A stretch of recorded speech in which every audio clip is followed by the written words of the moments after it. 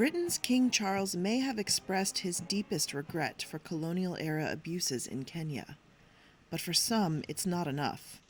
Gideon Mwangi was an underground operative during the 1952 to 1960 Mau Mau revolt, which was brutally put down by British colonial forces. His expression of regret, without apologizing, means he is still holding back. Let him withhold whatever it is. His government tortured us. Some 90,000 Kenyans were killed or maimed in the period known as the emergency, according to the Kenya Human Rights Commission. 160,000 were detained, with many subjected to torture. Mwangi and other survivors have criticized Charles's failure to issue a full apology or propose reparations. What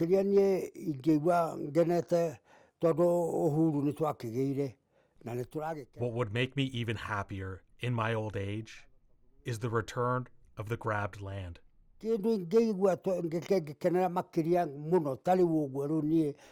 I may not be able to benefit from it, but my descendants will be proud of our struggle.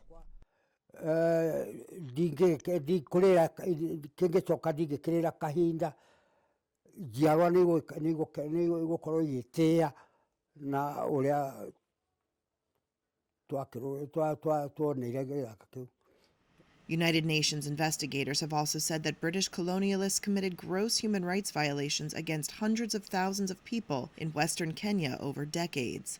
That included land expropriation, killings, and sexual violence.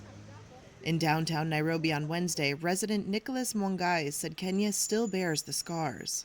Him saying they only regret and not offering an official apology goes a long way to show that they hardly acknowledge the kind of past the British monarch and colonialism has caused this country.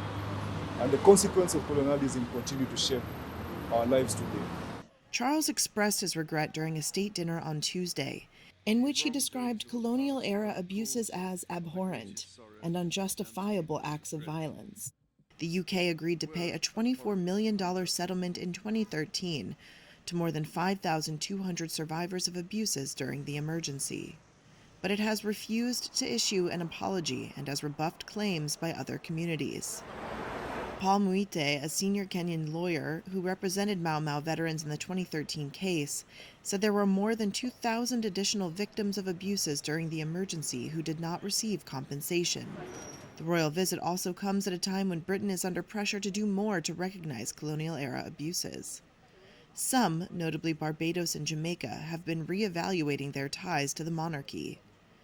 In Kenya on Tuesday, President William Ruto praised what he called a highly encouraging first step to go beyond the tentative and equivocal half measures of past years. But for some in Kenya, and indeed across other former colonies, the UK is not yet doing enough.